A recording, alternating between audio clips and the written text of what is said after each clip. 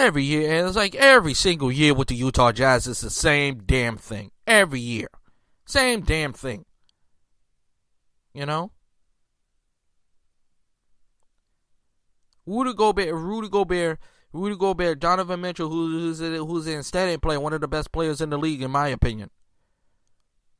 Mike Conley's. They got scores. They have scores. But the defense got to play better. The Dallas Mavericks just had their way with them, like Bronson. They shooting threes like no tomorrow. And then you hear Donovan Mitchell in the press conference. We have no. I don't want no moral victories. No more moral victories. We got to play better. Simple as that. We making a comeback. Yeah, y'all making it interesting, but y'all didn't come back and y'all didn't take over the game. The Dallas Mavericks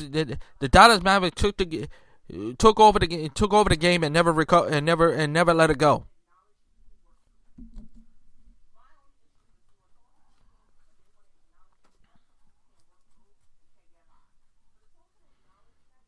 And while I'm at the crowds were great for Minnesota and Utah were great last night. They really were. You know, and it really was good for Milwaukee too. But give Chicago while we on the Bucks Bulls. You know, the Chicago scared me. I thought they was going to lose this game. I really thought they was going to lose this game, but they pulled away in the end, and that was a big win. Big win. Now they can relax a little bit. Was tired. Well, I mean, play a little relax, slightly relax for the Chicago Bulls, because I'm telling you right now, that crowd in United Center, Mad City, it's gonna be rocking. It really is. It's really gonna be rocking, and we're gonna see if the Bulls could, try to do their best to knock out the champions, which is the Milwaukee Bucks, and I'm really not concerned about Milwaukee at all. I think Milwaukee, Middleton was out of the game was out of the game with an injury. We don't know. I don't know what's the status if he's going to come back in the game, if he's going to start for Game 3 or not. We don't know. It remains to be seen. But back to Minnesota and Memphis. You cannot blow the game. You as Minnesota, you cannot just blow the lead on two. You cannot let a team. Well, I don't care if it's the Golden State Warriors. I don't care if it's the Washington Generals. You cannot let a team come back. You cannot let a team get momentum on two occasions. You gotta stop them, and you got as the NBA. You gotta call a timeout. You gotta do something. You gotta make adjustments. And I believe the Minnesota Timberwolves did not do that in last night's game.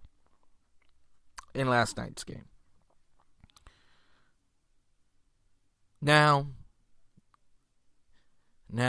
Game 3. Now let's move on to with the Pelican tonight.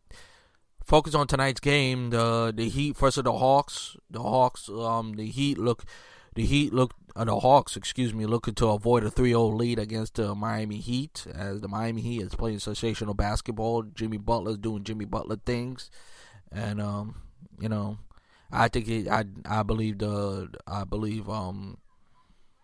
let's see if Trae Young could really wield his team. Last year they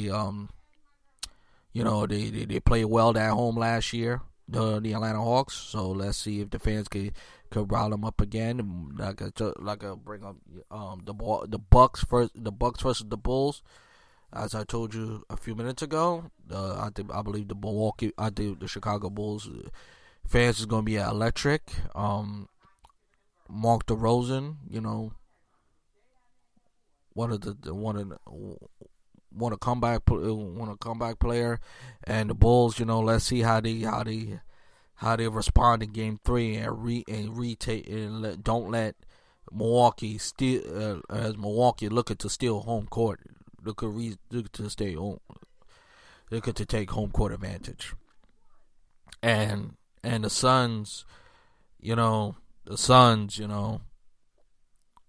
face the Pelicans. As the Pelicans, game 2, that was a big win for the New Orleans Pelicans to get out of Phoenix with a win, and now they come home and to see they could take the series and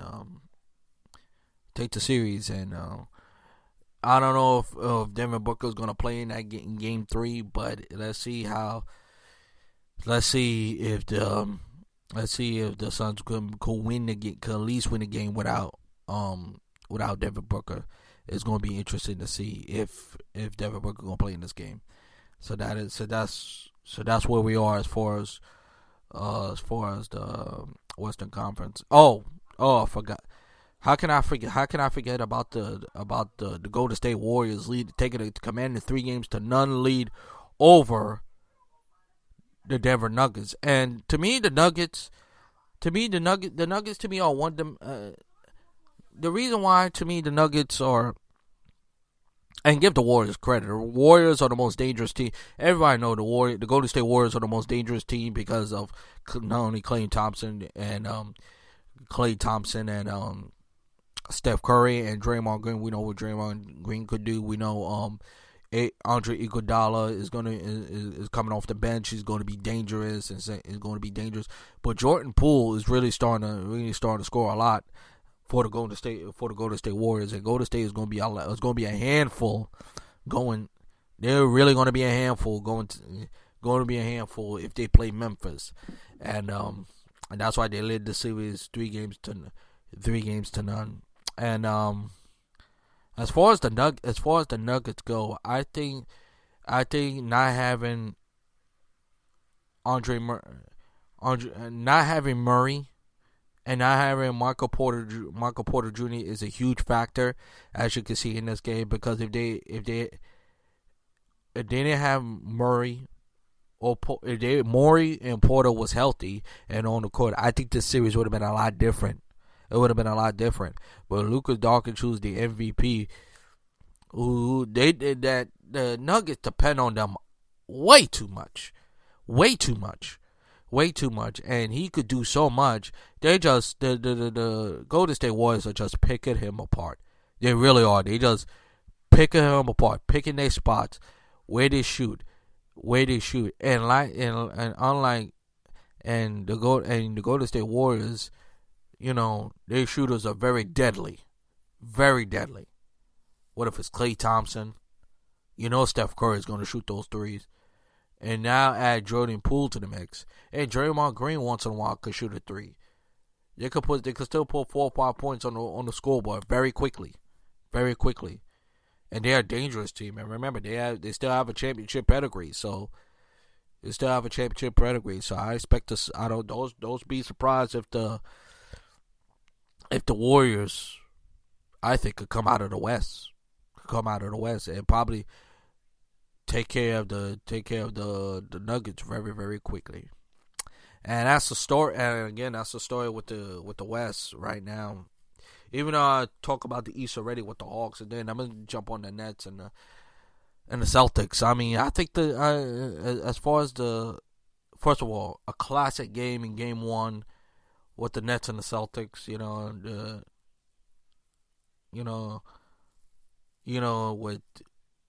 With Jason Tatum Jason laid a buzzer beater, and we all know what happened. And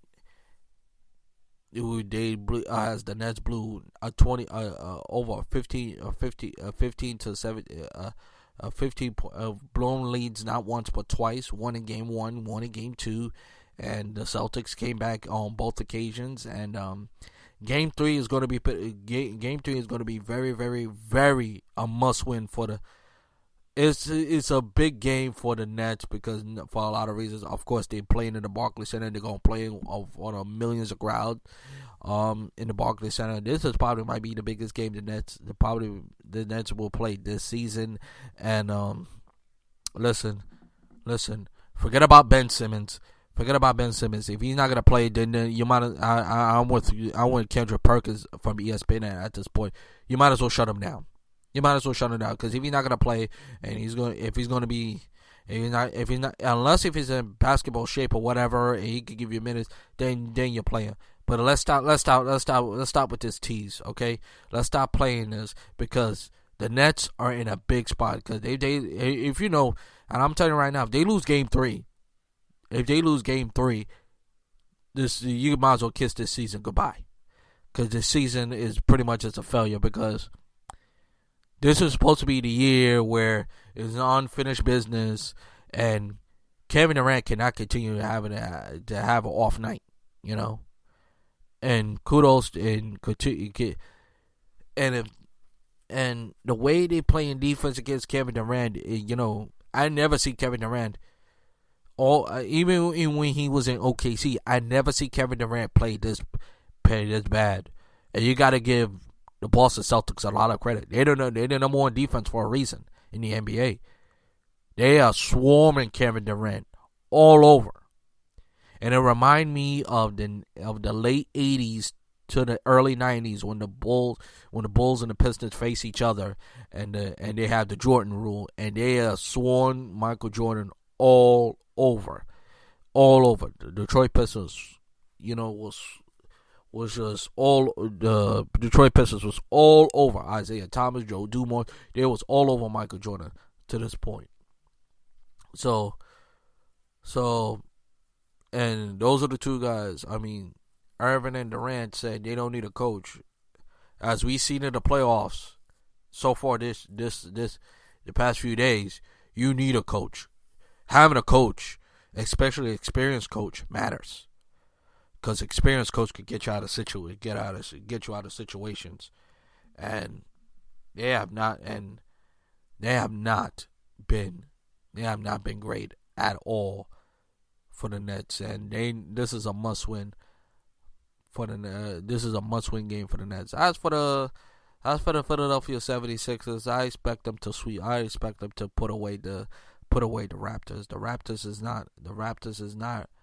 I don't expect the Raptors to do anything this year, you know. I don't expect them to do anything this year at all, really, honestly, you know. What can you say? You know, this is the year. I think this is the Raptors. I think this is the year that finally the Raptors finally get something done and so forth. The Sixers finally get something done and finally win, and let's see who against in a big spot. And with that, that's going to do it for this edition of Drew Mania Live. Thank you so much for listening. If you want to listen to this episode, please go to Spreaker.com, type the keyword Andrew R. Perry. Once again, go to Spreaker.com, type the keyword Andrew R. Perry, and go to my YouTube channel as well. Go to type in Andrew Perry. Please like and subscribe to my YouTube channel. I have a lot of episodes from classic episodes, from old episodes till now. Please, if you like what you hear or like what you see, please just subscribe to my YouTube channel. And as always, follow my show on Facebook, Twitter, YouTube, and iHeart, and listen to whatever you. And also, any other, and wherever you listen to your podcast, you can listen to mine as well. Until next time, this is Andrew Perry. I say to you, shalom, let peace go with you, and I'll talk to you in peace and love. And I'll talk to you in the next Drew Mania Live. So long, everybody. Enjoy the rest of your week.